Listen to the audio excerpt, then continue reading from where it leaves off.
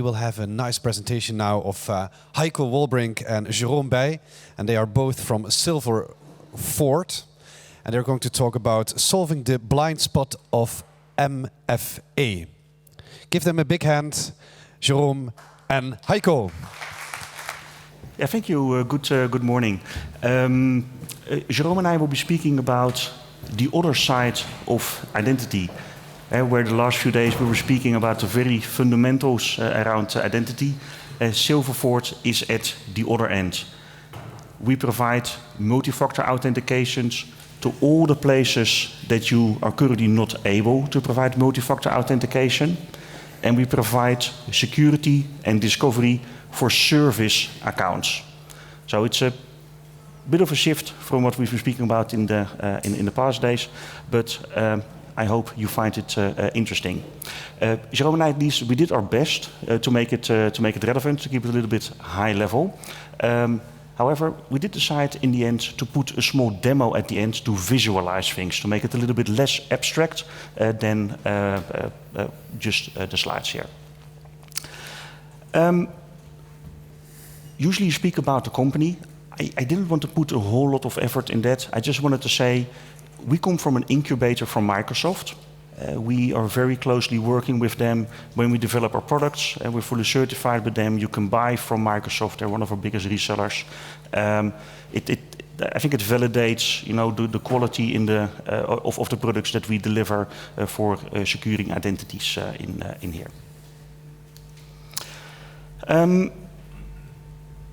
Why do identities matter for cybersecurity nowadays?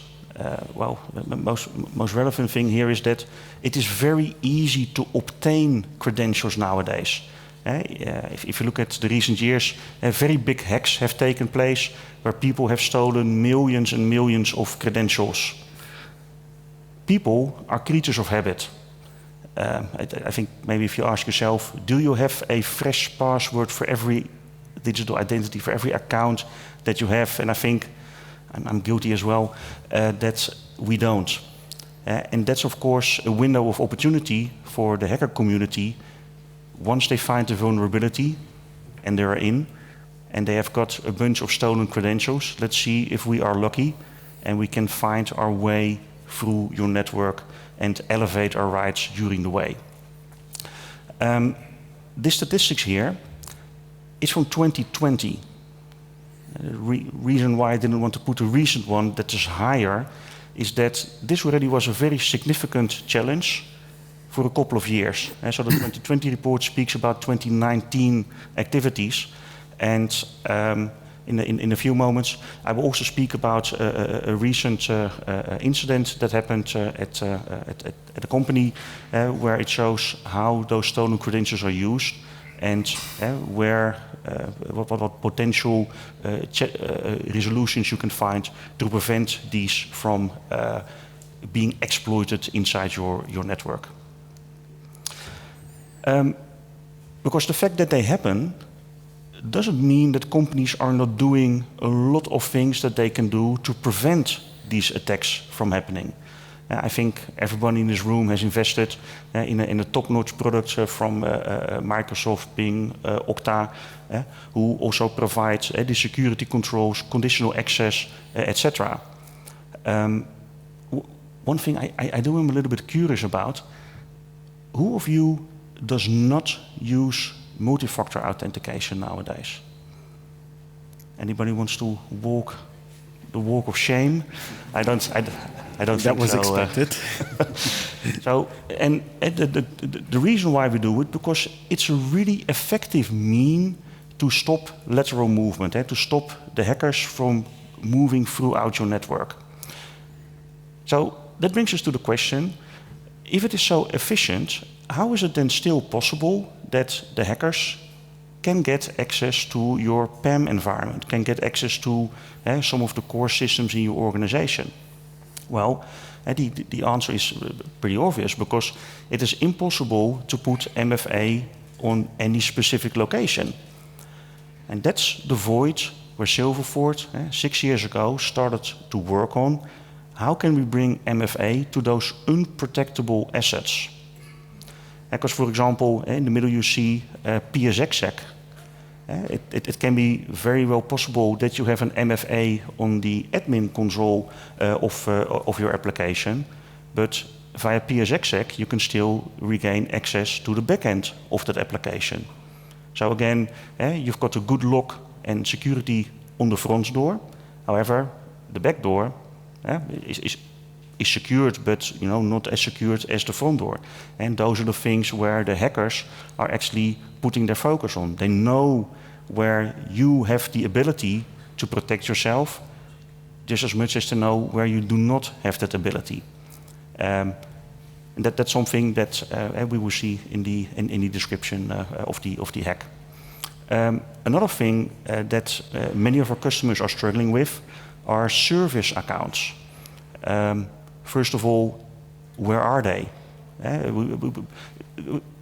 Is there anybody in the room who thinks that they really have a very clear answer to where the service accounts are? So I see one. Excellent. Very well done. Interesting thing is that you are the only one who was able to reach that very high level, because it's incredibly difficult to find them all and then to secure them. So again, that means that the hacking community is very much interested in finding those service accounts and abusing them.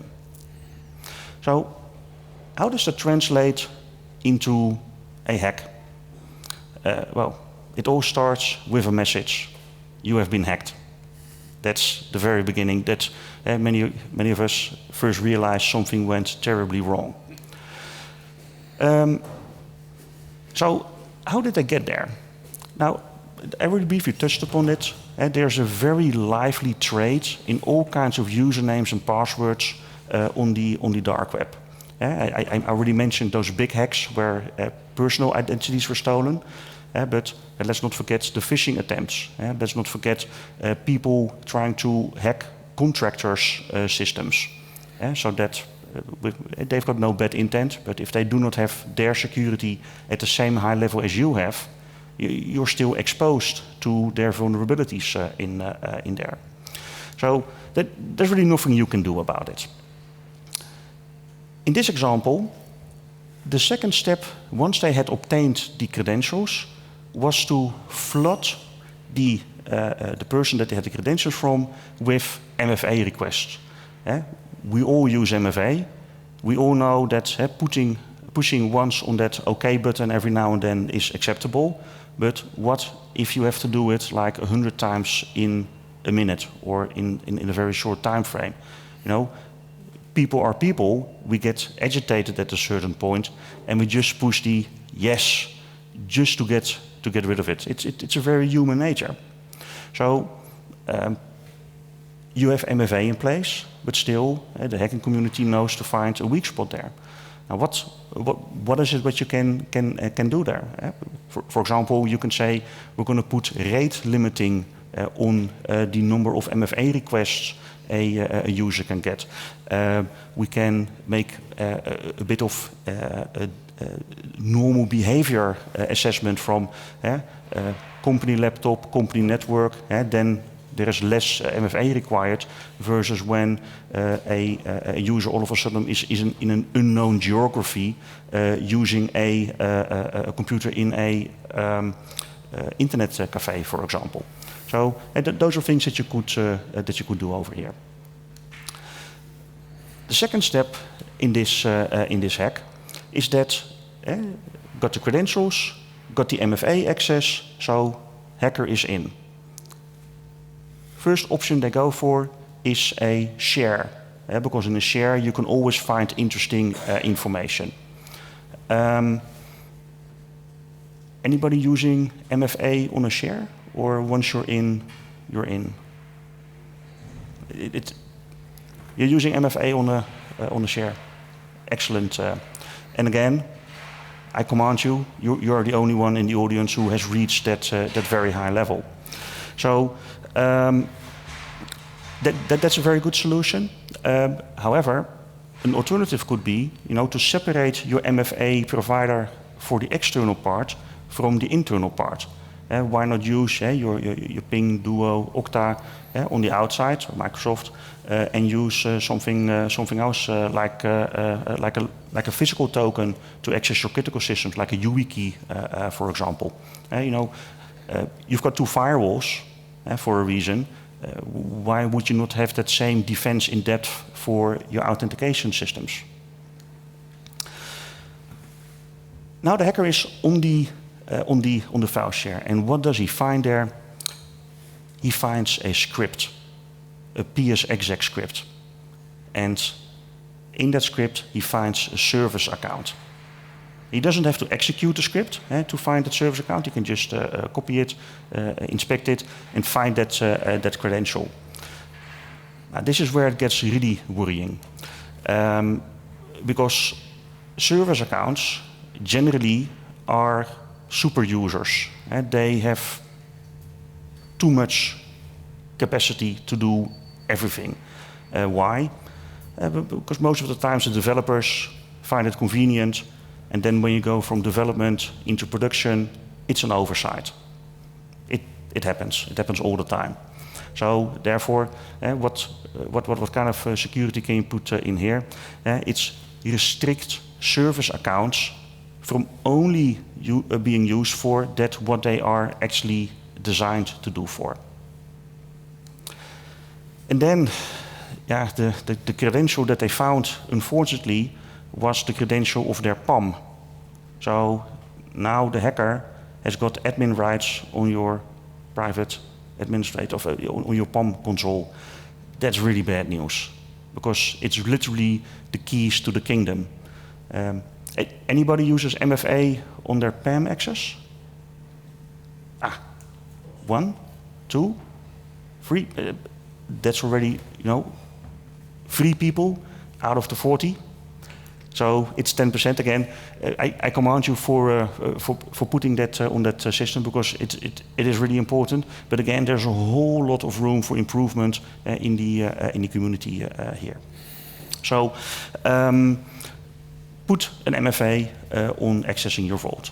Now, wrapping this up, I want to hand it over to Jerome, who can speak a little bit more in detail about this. Jerome. Thank you very much. All right, I'm just curious.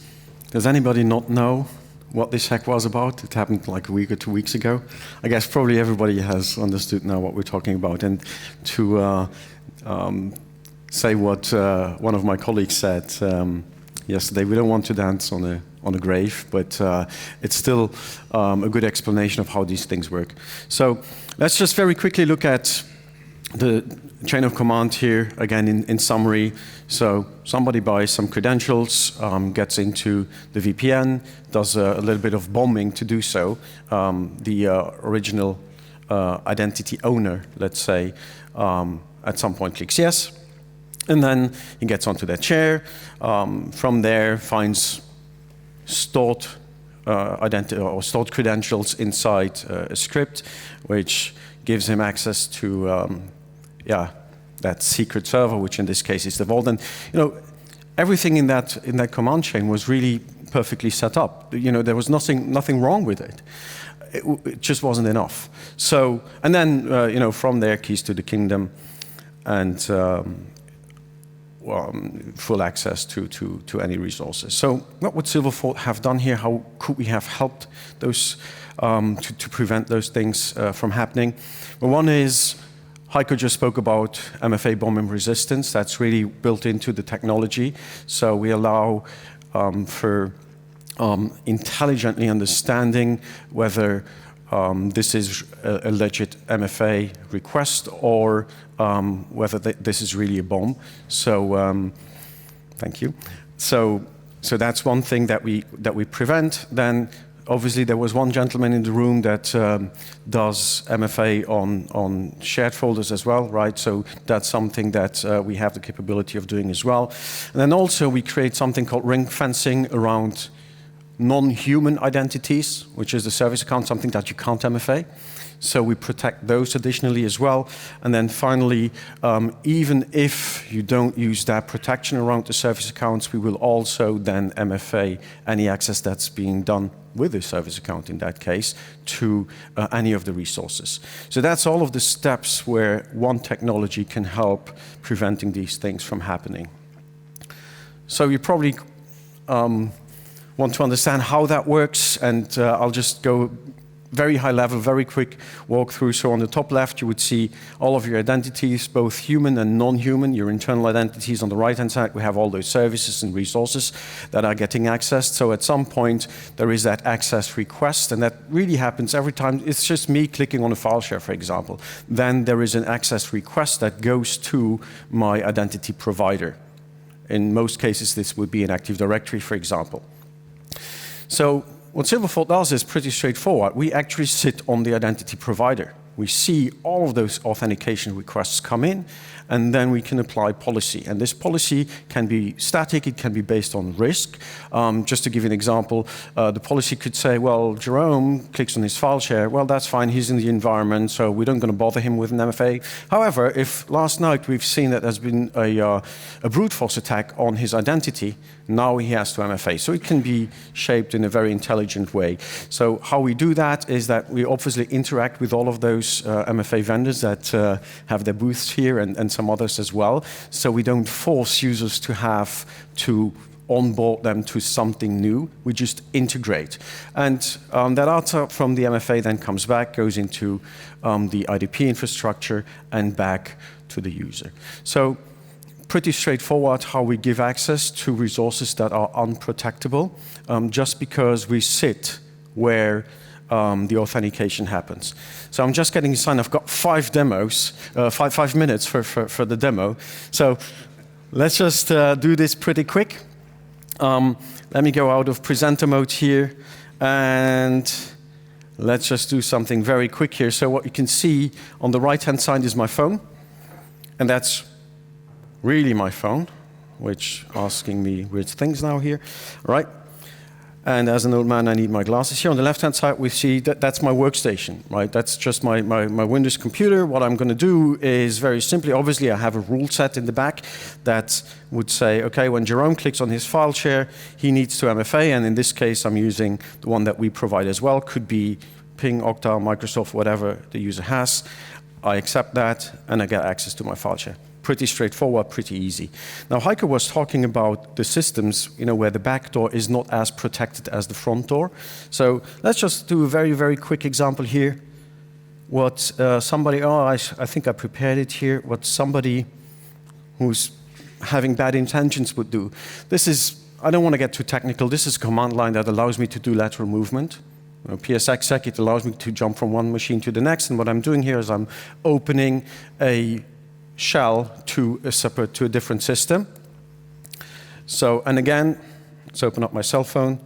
I get that MFA request. So this is pretty impressive because without having anything installed on this machine, without having an agent or proxy or anything else, we have that capability of going to command line and allowing MFA to happen. So it's really independent of the application because we see the authentications where they really happen.